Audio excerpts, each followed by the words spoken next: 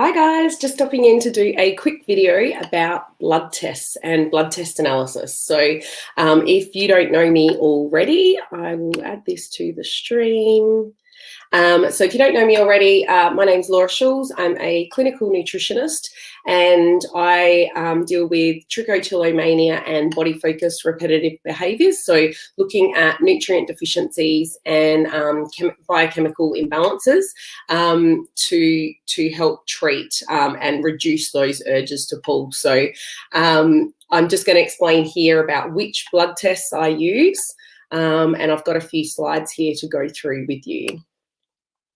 So first of all, what testing should I get? So it does depend on the individual, but different testing that we can do is blood tests, urine tests, hair tissue mineral analysis. I don't tend to ask for these because it's quite a sensitive topic when we're talking hair and trichotillomania, but I have done it in the past. It can give us an idea of heavy metals in the body and that sort of thing.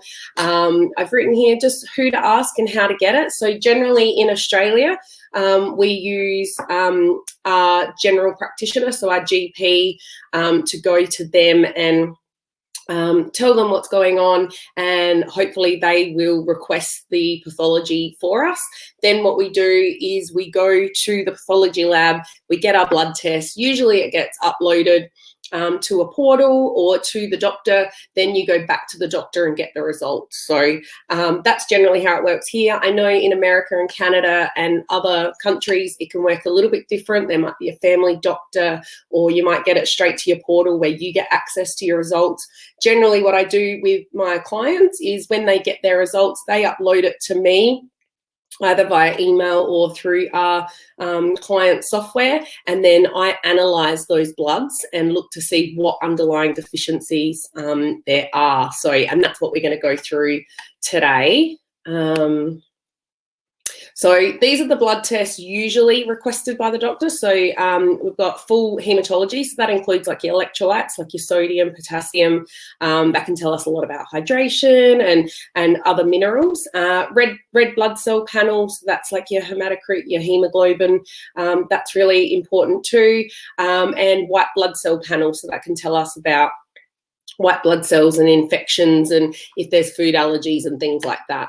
Iron studies is another really good one. So I write iron studies because I like to not just look at the iron circulating in the body, but we want to look at the iron, the transferrin, so how it's circulating around the body, the transferrin saturation, which basically tells us how much is in the actual cell. And then we want to look at ferritin, which is your storage of iron. So it gives us a full picture of what's going on. So basically how much iron's in the body, but how it's being utilised and whether it's being utilised properly. And that brings me to the B12 and the folate. So that's really important for the utilisation of iron, and definitely for methylation in the body. So if you haven't read up about methylation, super, super important when it comes to trick and other body-focused repetitive behaviours. And a good indicator to start with is just to look at what the B12 and the folate levels are.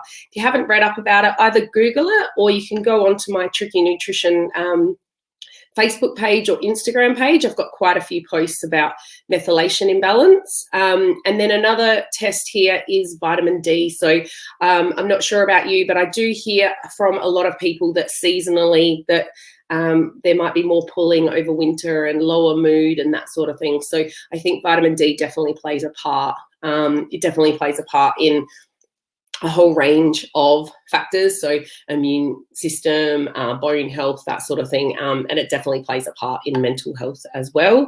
I've also got over here, these are really extras that I really like to see, so a liver function test. So the liver is what clears the hormones, clears the toxins. It's super, super important when it comes to mental health and these sort of behaviours.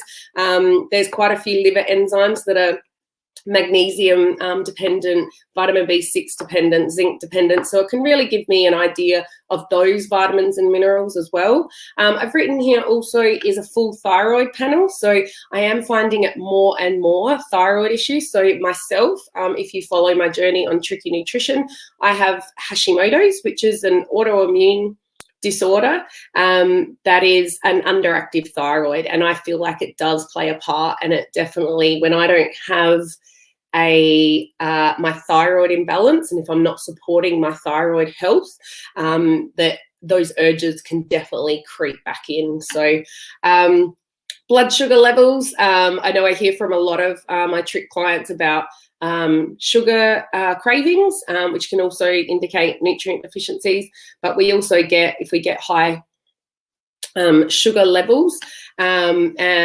and that blood glucose control is not working properly, that can also exacerbate urges. So we definitely want to look at that as well. And then I've written these other two here. So these are generally not always looked at first. That is sort of a second protocol. So if we look at blood tests, we supplement, we change our diet, we do the things, and we're not really seeing enough traction, we might see a bit of a reduction in urges, but not exactly where we want to be, then we might go down and get some more testing. So that's when I'd look at hair tissue mineral analysis or the MTHFR gene test. So that's to look at genetics to see how we're methylating properly. And then a Pyrroles test is another one. So that's a urine test. So everybody has Pyrroles in our body. It's just a compound in our body. But if we have high Pyrroles, generally we see symptoms of irritability or hyperactivity. So if we've got high Pyrroles, that can be another one. So what happens with Pyrroles is they actually bind to vitamin B6 and zinc, and then it's excreted from the body. So we end up low in zinc and vitamin B6, and often we're low in magnesium as well if we're high in Pyrrole. So that's a really good one to look at as well. So I also wanted to just touch on this. This could be another whole other video, but I wanted to touch on it in this video as well, because I know a lot of people will get their blood test done. They'll go to their doctor. The doctor will go, "Yep, everything's in range. You're all good, but you feel rubbish. You're anxious. Your urges to pull are out of control." So I just think it's important to mention about these reference ranges. So even if you're within the reference ranges set by the pathology labs, it doesn't often mean that you're in good health, right? It just means, so they set these values as an absence of disease. This is what it indicates. It indicates, so for instance, I always use vitamin D as an example, and that little picture there that you might not be able to see fully is actually a blood test of mine that was a vitamin D test, just to give an example. But so vitamin D here in Australia is if you're sufficient in it, you're over 60 nmol per litre. It used to be 50. It's only recently, like in the last 6 months, changed to 60 now. I know in Canada it's set at 75. So they're definitely different in different countries. But what it means is it goes by our population. And so basically, if you're in Australia and your vitamin D levels are below 60, you're at higher risk of disease. So you're at higher risk of, getting sick. You're higher risk of depression. You're higher risk of osteoporosis, because vitamin D comes in with bone health. So you're just at higher risk of disease. And if you're over 60, you're at lower risk of disease. And it just goes by our population. So I'm pretty sure America and Canada are both 75 nmol per litre. So if you got a stat of a number of 65, in Australia you would be classed as, you're sufficient. And in America or Canada, you might be given a vitamin D supplement. So that's how the reference ranges work for the pathology labs. But what I work on, so then someone will upload their results to me, and I work on optimal levels. So I want to look at what is your optimal level for optimal health. So I want to make sure you're feeling good, you're not feeling rubbish, we're getting a reduction in those urges to pull or to pick. And so just as vitamin D as an example, is that vitamin D levels, I like them above 120. So the doctors or the pathology labs like it above 60. I like it at least above 100, but 120 is even better. So definitely come winter, it's just starting winter here now. I've already started to supplement because we're not getting that sun every day, that midday sun with the UVB rays. I'll do another video on vitamin D deficiency. We're going to be slowly lowering our vitamin D levels. So we've got to keep them up. So I definitely notice a difference when vitamin D levels drop in mood and that sort of thing. So, and then that correlates back to those urges to pull. So that's a little bit about that. If anyone's got any questions about the video, please write it below the video. I would love to comment and to share any more things with you. So if you've got questions, please reach out.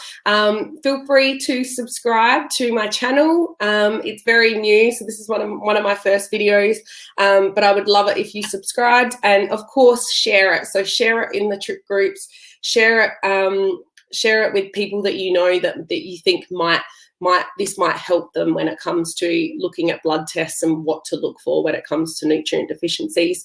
I've just written on there too, so remember to check out. I do share a lot on my Facebook page and my Instagram page, which is Tricky Nutrition. So I would love to see you over there. So thanks for joining me today, and I'll see you soon. Bye for now.